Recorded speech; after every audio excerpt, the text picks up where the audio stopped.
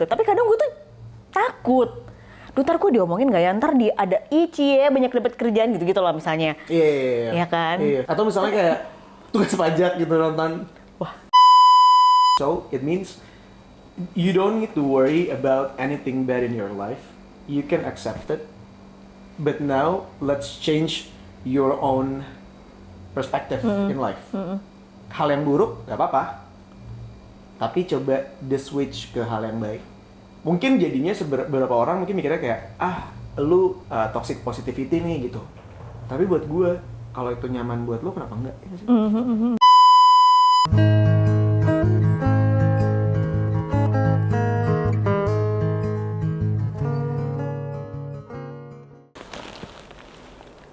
Capek abis ketawa. Oh, gue pikir takut botoxnya bermasalah. Ternyata segini dong, karena udah botox.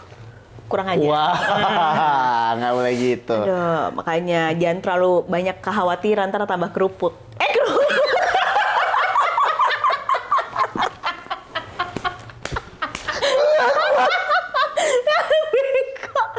Gue kalau di podcast ini nih, image-nya buruk banget, sumpah.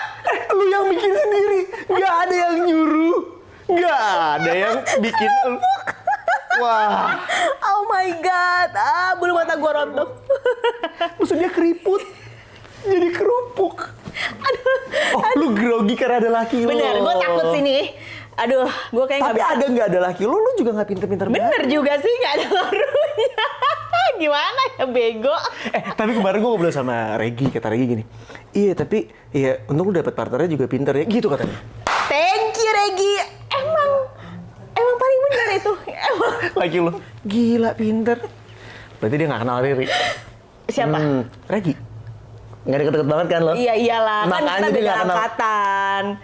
Lah iyalah, Regi 2006 kan? Lah, lu sama Nika deket? Ya kan, satu divisi humas.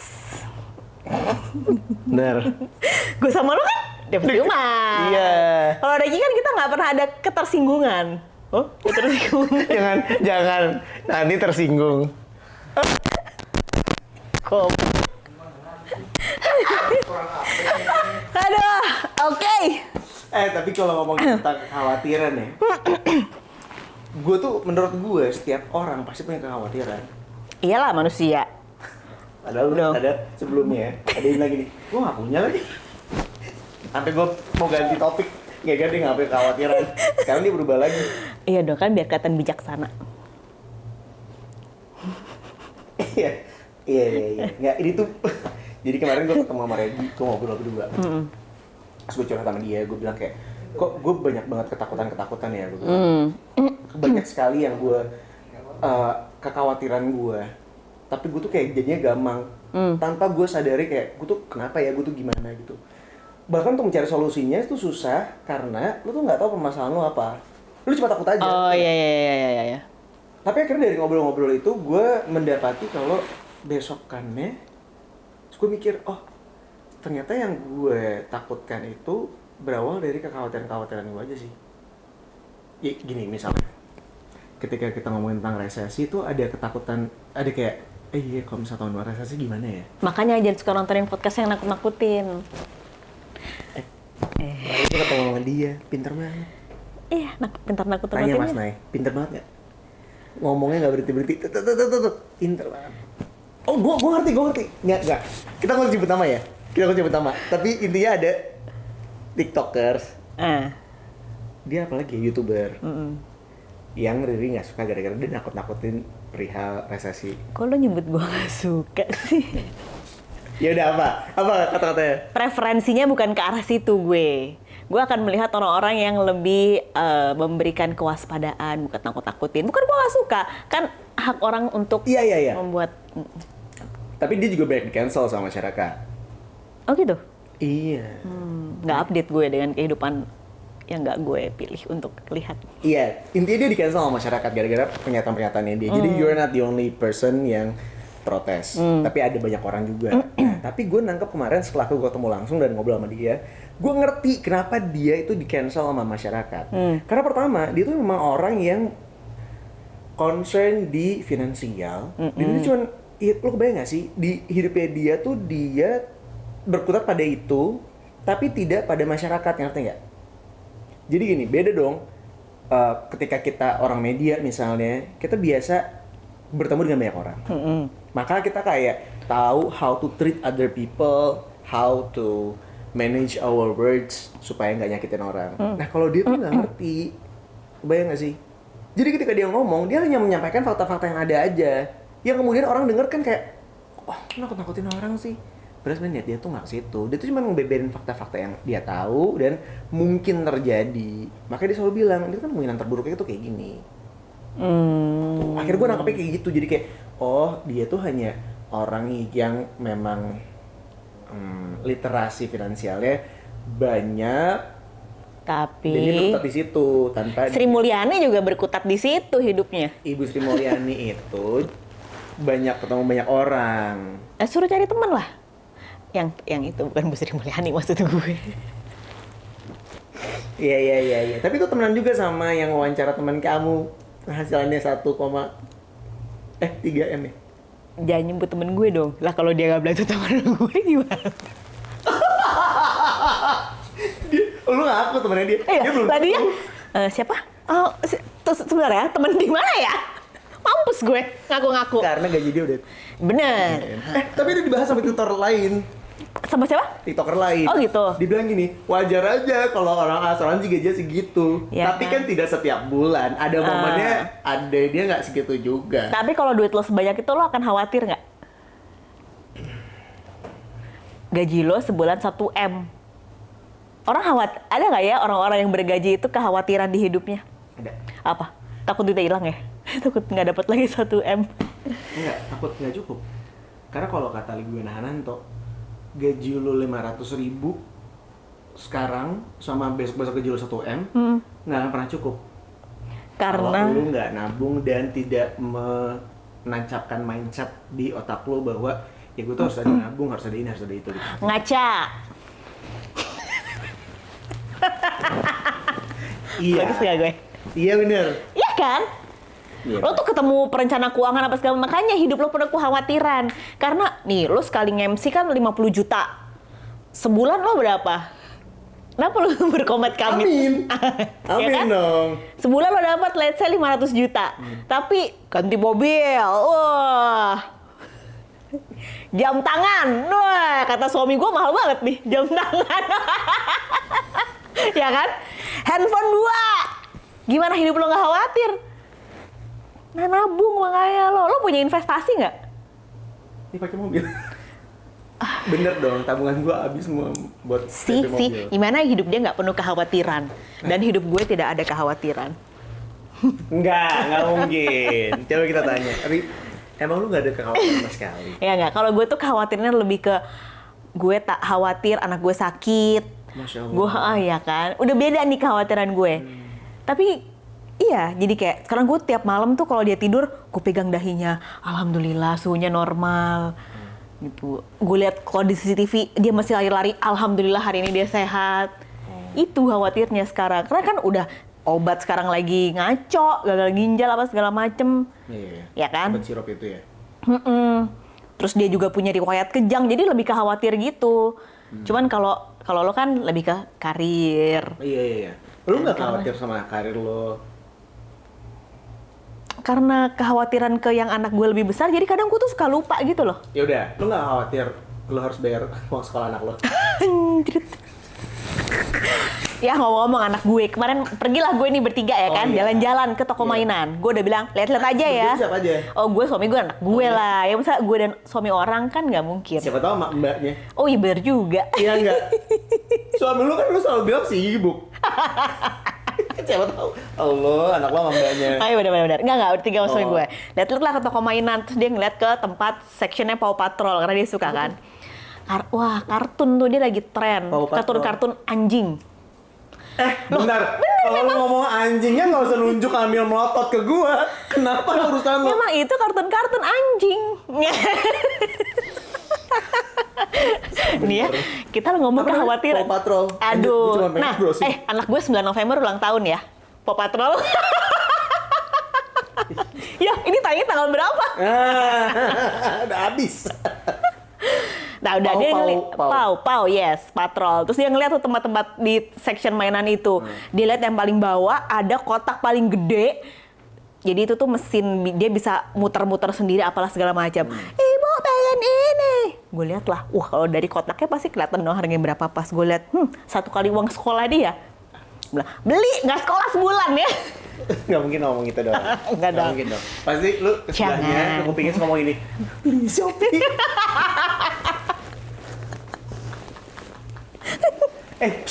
Beli di mana? Lazada. Lanjut. Capek banget.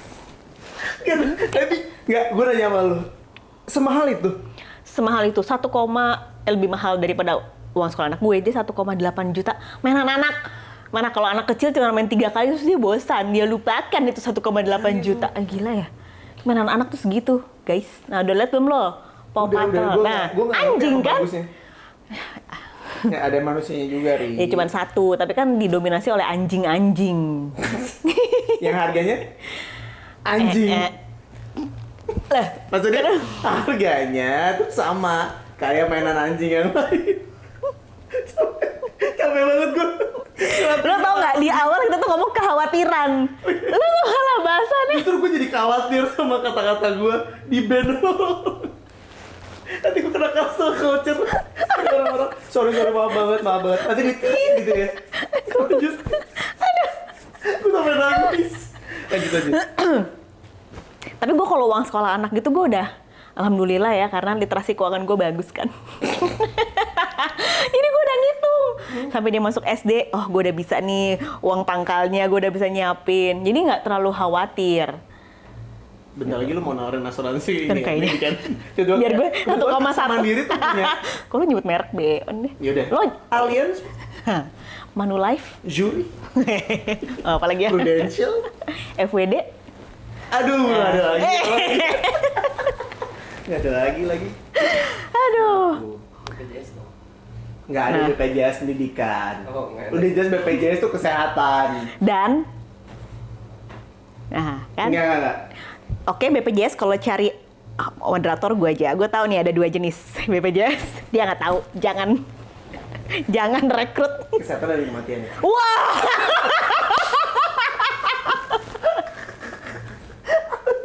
Gue nggak tahu.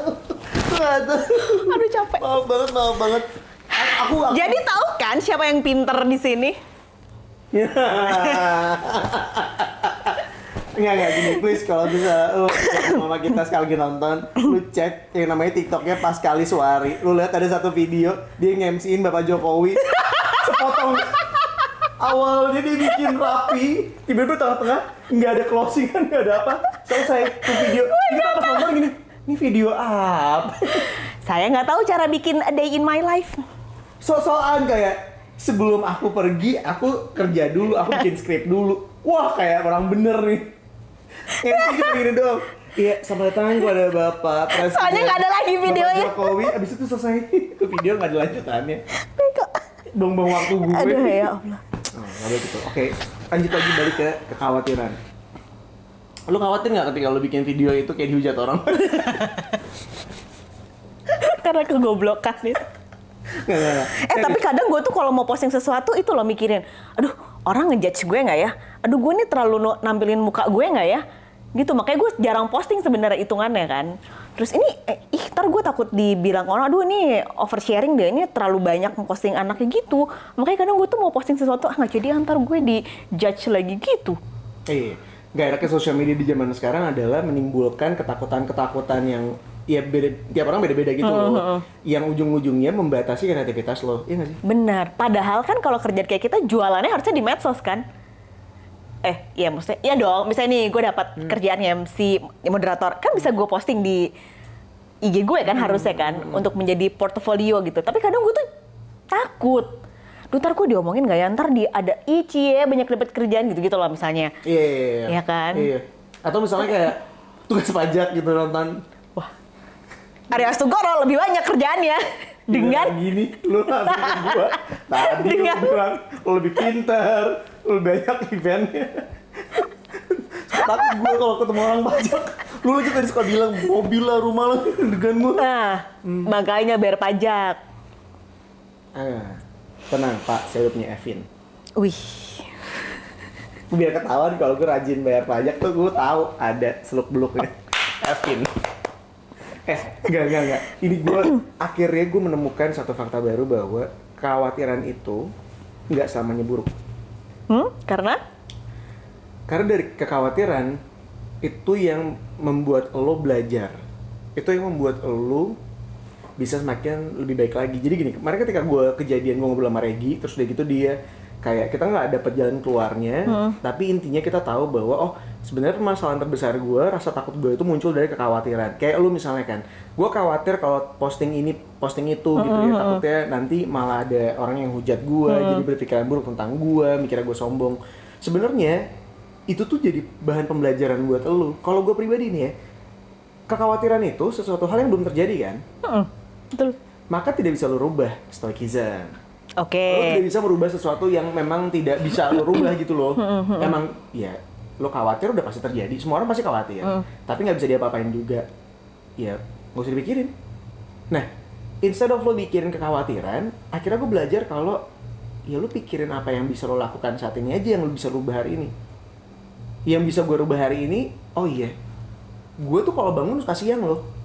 Padahal ketika gue bangun siang, maka waktu gue banyak habis untuk tidur yang nggak maksimal. Padahal kalau misalnya gue bangun, let's say gini, gue tuh kalau bangun misalnya jam 9 nih, gue cuma 9 punya malam. waktu. Yang jelas dong, biar 9 orang kan. pagi. Oke, terus? 9, 10, 11, 12, 13, 14, 15, 16, 17, 18, 19, 20. Cuman ada sekitar 11 jam. Karena jam 9 kan gue udah harus tidur lagi dong, ya kan? Sedangkan kalau misalnya gue bangun, let's say jam 5, gue tuh punya waktu ekstra yang bisa gue lakukan banyak hal gitu. Misalnya, inside of lo mau belajar, bisa. Lo mau baca-baca, bisa. Lo mau olahraga juga bisa. Iya. Itu yang bisa gue lakukan. Itu yang bisa gue rubah. Maka lo lakukan itu aja. Jadi gue akhirnya mikir, oh iya ya, kekhawatiran itu pasti keluar, pasti ada, pasti lo rasakan. Tapi nggak bisa lo apa-apain. Maka nggak usah lo pikirin. Akhirnya gue nangkep, men, segala sesuatu yang buruk di dunia ini itu sebenarnya bisa jadi positif kalau lu melihat dari sudut pandang yang lain. Tapi kan wajar lah, kita kan manusia. Pasti kadang ada hari-hari lo lagi drop, lo lagi pengen kayak tiba-tiba overthinking. Tetap wajar kan? Tetap wajar. Nah itu dia, nggak apa-apa. Jadi lu nggak usah takut sama, iya kayak misalnya, oke, overthinking. Lu nggak usah takut sama overthinkingnya, karena dari overthinking mungkin lu bisa menghasilkan ide-ide yang baru misalnya. Ngerti nggak? Misalkan kayak overthinkingnya gue nih, kayak lu misalnya, oh gue takut kalau gue posting di sosial media nanti orang-orang mikirnya jadi jelek tentang gue, malah jadi ada yang hujat gue dan lain sebagainya. Padahal kalau misalnya posting di sosial media lu bisa dapat kerjaan baru. Iya. Padahal kalau lu posting di sosial media, lu punya ilmu baru untuk lu ngedit yang sebelumnya lu nggak pernah ngedit. Benar. Lu jadi tahu. Sekarang gue bisa ngedit, lu bisa tahu kalau di mana itu lu harus ngambil gambarnya kayak gimana. Ngerti ya? Itu akhirnya gue belajar sih. So, it means you don't need to worry about anything bad in your life. You can accept it. But now, let's change your own perspective in life. Hal yang buruk, gak apa-apa. Tapi coba switch ke hal yang baik. Mungkin jadinya beberapa orang mungkin mikirnya kayak, lu toxic positivity nih gitu. Tapi buat gue, kalau itu nyaman buat lu, kenapa enggak? Ya, Jadi gue harus tetap posting aja ya, bodo amat. Jadi lo kalau kepikiran, lo pernah gak sih kepikiran gitu? Pernah. Ini ntar orang mikirin gue apa ya? Terus udah, lo yang gak lo pikirin lagi? Tetap posting aja ya. Kalau lu sadar, setahun 2 tahun yang lalu, gini, dulu tuh gue pernah posting masalah kerjaan gue. Semua kerjaan gue posting. Karena gue punya temen, si teman gue ini artis, terus dia bilang gini, yuk, lu kalau misalnya nge-MC atau apapun, posting aja. Brand lu gede-gede tau. Bagus tau buat lo. Oh iya juga ya, gue posting. Gue tuh lupa, karena di industri gue persaingannya ketat banget kan. Kalau gue posting, gue tuh suka mikirin orang lain, aduh, kebayang gak sih berapa temen gue yang nggak dapat kerjaan. Masa gue mau pamer? Kesana tuh kayak pamer kemana? Iya. Ngerti kan? Tapi akhirnya gue berhenti total tuh nggak posting sama sekali karena gue merasa kayak ini menimbulkan kecemburuan sosial. Tapi akhir-akhir ini gue posting lagi, bahkan gue bikin videonya, gue bikin apa gitu. Sampai karena gue akhirnya mikir gini, oke, itu akan jadi sombong kalau lu cuma posting doang kayak hosting GoPay, hosting Lazada, hosting ini gitu. Mungkin akan terdengarnya sombong. Tapi kita switching aja. Yaudah gue bikinnya video, terus gue ngejelasin gue hosting apa, terus gimana caranya hosting, kendalanya apa, sesuatu hal yang kemudian bisa jadi ilmu untuk orang. Jadi jatuhnya, iya gue pamer dalam tanda kutip gue kerja nih dengan brand yang besar, tapi gue ngambil sudut pandang yang beda. Sharing your experience. Sharing my own experience. Dan ini ada satu brand lagi yang gue bikin videonya kemarin, padahal gue nggak dibayar untuk bikin video. Dia mau pakai gue lagi di bulan Desember. Di bulan November ini. Wow. See, look at the bright side of the negative side. Setelah kita melakukan beberapa episode, akhirnya gue menemukan omongan yang penting dari Masya Allah, lu kebayang gak perasaan gue ketika kita udah ngobrol panjang lebar dan di episode kemarin ada tuh yang he's a 10 itu yang nggak ada faedahnya tuh dari awal sampai akhir. Gue tonton 46 menit, gue kayak ngomong apa sih lu gitu. Semoga untuk episode kali ini banyak yang terinspirasi kan. Mungkin banyak yang lagi overthinking. Karena orang zaman sekarang tuh pasti sering banget bisa overthinking karena gitu bisa ngeliat kesuksesan temennya dari medsos. Gitu. Mungkin banyak orang-orang ngeliat medsos lo iri langsung jadi atau aduh kok gue nggak bisa kayak Aryo ya. Mungkin dong. Bener.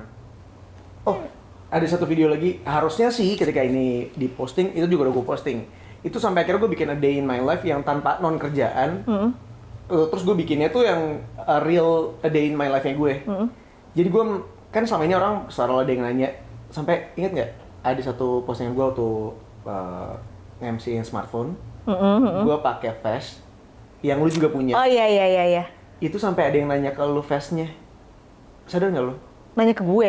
Iya, jadi dia sampai di Instagram, karena gue nggak jawab sama sekali itu brandnya apa dan lain sebagainya, dia sampai nge-mention lu, Kak, ini brandnya apa ya? Masa sih? Nggak, dia nanya face lo berarti maksudnya kan? Terus Tapi karena komen kan di bawahnya kayak, gue juga juga punya, ntar pakai yang sama yuk, gitu. Terus dia komentar. Ya ampun, tapi pasti brandnya beda lah. Kalau Ibong tuh brandnya nggak bisa yang murah-murah itu tuh gatel. Kalau gue brandnya brand lokal, eksekutif. Tuh, dijawab ya Mas, maaf saya nggak lihat ada mentionan. Mana ya? Mas lagi pede banget padahal yang nanya perempuan. Oh mana ya? Yang Oppo itu. Iya, Oppo ya, bener kan? Kamu juga lihat ya Mas? Oh ini nih. Spill beli mana Kak, biar makin rame yang sama. Wow. Paham kan lo? Iya gitu. Oh, nah di video di Reels gue tuh akhirnya gue cerita kalau enggak, lu tuh yang lu lihat itu ketika gue lagi kerja, ketika gue udah di make up, ketika gue pakai baju bagus, ketika gue kayak tampil prima banget dengan spotlight. Padahal the real me is actually normal aja. Gue tuh kalau kemana-mana pakai baju olahraga, celana pendek. Muka gue jerawatan. Gue ya orang normal aja, sama aja kita semua. Jadi lu jangan berpikir kayak enaknya hidupnya gitu, kerjanya nggak usah office hour, masih bisa jalan-jalan, masih bisa ini di waktu-waktu orang lain pada kerja. Padahal nggak gitu.